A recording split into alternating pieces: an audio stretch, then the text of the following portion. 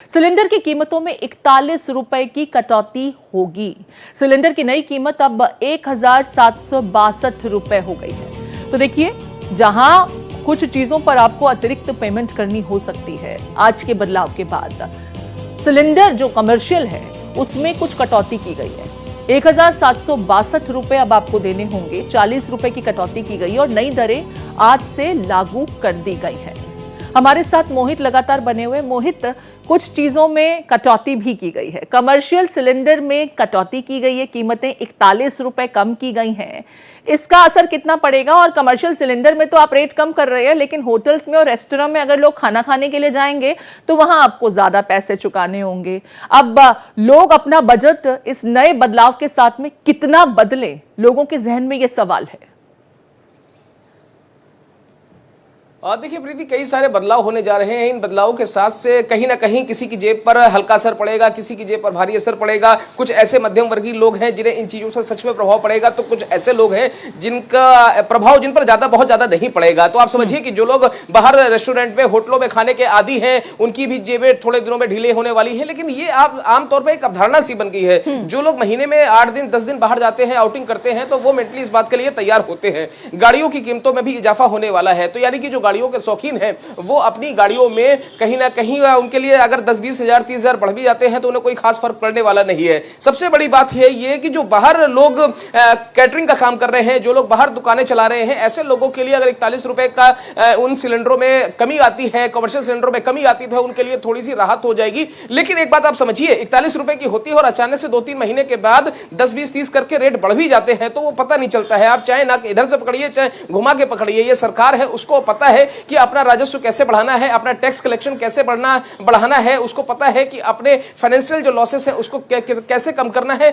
ये सारी चीजें सरकार को पता है। नई टैक्स रिजीम भी लेकर आए हैं तो उससे भी कहीं ना कहीं फर्क पड़ता है। तो आप एक बात समझिए कि कहीं ना कहीं ये बदलाव है, किसी के लिए अच्छे हैं, किसी के लिए कम है। और सबसे बड़ी बात मैं आपको बता दूं, एक अपडेट आपको और दे देता हूं। राजधानी दिल्ली में जो आपने अभी लगभग 1 महीने पहले खबर पड़ी होगी कि 15 साल से जो ज्यादा पुराने वाहन है, मैं बात कर रहा हूं 10 साल से ज्यादा जो वाहन डीजल के हैं और 15 साल से ज्यादा पुराने वाहन जो पेट्रोल के हैं, उनके लिए एक नई पॉलिसी लाए जाने की बात हो रही थी कि 1 अप्रैल से इनको तेल नहीं मिलेगा, पेट्रोल नहीं मिलेगा, डीजल नहीं मिलेगा। लेकिन जो पेट्रोल पंप डीलर एसोसिएशन के लोग हैं उन्होंने साफ साफ कह दिया है कि अभी इसमें और हमें रियायत मिलने वाली है, क्योंकि पेट्रोल पंप पर और उनके मालिकों को अभी कोई ऐसा नोटिफिकेशन नहीं आया है। तो हम ये कह सकते हैं कि 1 अप्रैल से जो ये बदलाव होने जा रहा था, दिल्ली के लिए जो नियम आ रहा था, उसमें भी अभी ऐसा कोई नोटिफिकेशन आया नहीं है।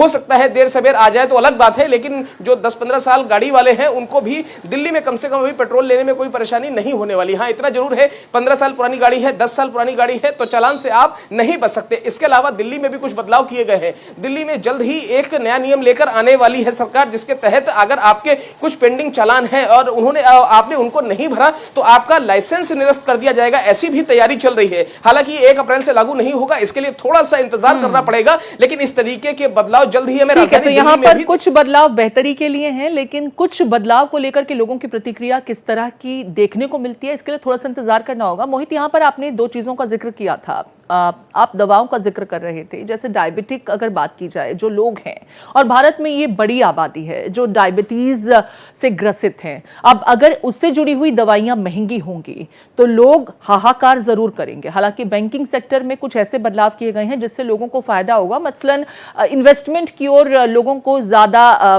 बढ़ाने के लिए झुकाव हो उनका, उसके लिए कुछ प्रावधान इंट्रोड्यूस किए गए हैं। लेकिन इन दोनों पर ही लोगों की अलग अलग प्रतिक्रिया देखने को मिल सकती है।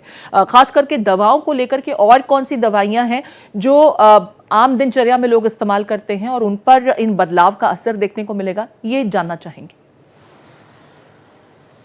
देखिए प्रीति, आपको मैं बताना चाहूंगा सबसे पहले कि इस समय जो एंटीबायोटिक्स की जो है श्रेणी में आती हैं दवाइयां, क्योंकि उनका सबसे ज्यादा इस्तेमाल इंडिया में हो रहा है। कोविड के बाद लोगों की इम्यूनिटी वैसे ही बहुत ज्यादा कम हो गई है, तो जो एंटीबायोटिक पर हमारी निर्भरता बढ़ गई है। अब आप एक बात समझिए, जैसे ही मौसम चेंज हो रहा है, हम अप्रैल मई में प्रवेश कर रहे हैं, मतलब मार्च का महीना खत्म हुआ है, अप्रैल मई जून जो आगे के 3 महीने हैं, इसमें हीट वेव भी सबसे ज्यादा पड़ने वाली है। और आमतौर पर मतलब मैं आपको बताऊं कि इन 3 महीनों में लगभग 6 से 7 हीट वेव चलती है, लेकिन इस बार कहा यह जा रहा है कि इसमें और ज्यादा इजाफा हो सकता है। तो आप एक बात समझिए, हीट वेव अगर बढ़ती है, लोगों को मौसमी बुखार होंगे, मौसमी फ्लू होंगे, जिसके बाद कहीं ना कहीं मौसमी फ्लू से बचने के लिए हमें किसकी जरूरत पड़ेगी?